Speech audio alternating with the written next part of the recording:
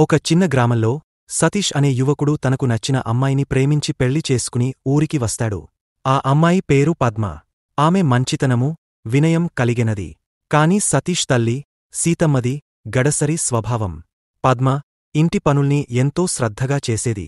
కాని సీతమ్మ మాత్రం నిత్యం కొత్త కొత్త పరీక్షలు పెడుతూనే ఉండేది.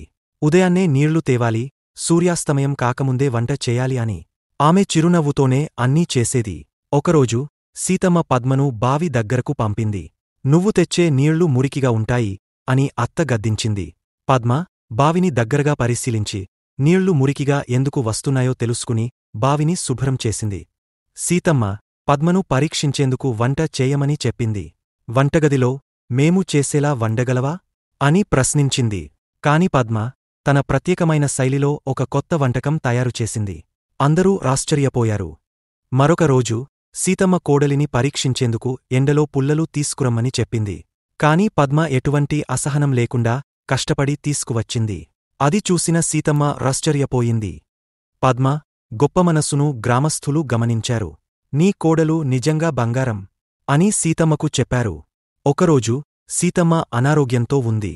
పద్మ ఎంతో ప్రేమగా సేవలు చేస్తూ ఆమెను చూసుకుంది. ఆ క్షణం సీతమ్మకు నిజమైన ప్రేమ అర్థమైంది. ఆ రోజు నుంచి సీతమ్మ పూర్తిగా మారిపోయింది. పద్మను తన సొంత కూతురిలా చూసుకుంది. నీ సహనం నిజంగా అద్భుతం పద్మా అని చెప్పి ప్రేమతో ఆమెను ఆలింగనం చేసుకుంది. ఇప్పుడు ఇద్దరూ స్నేహితులైపోయారు.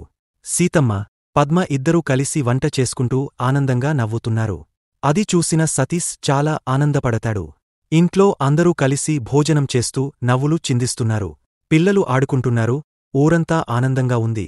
Please like, subscribe our channel.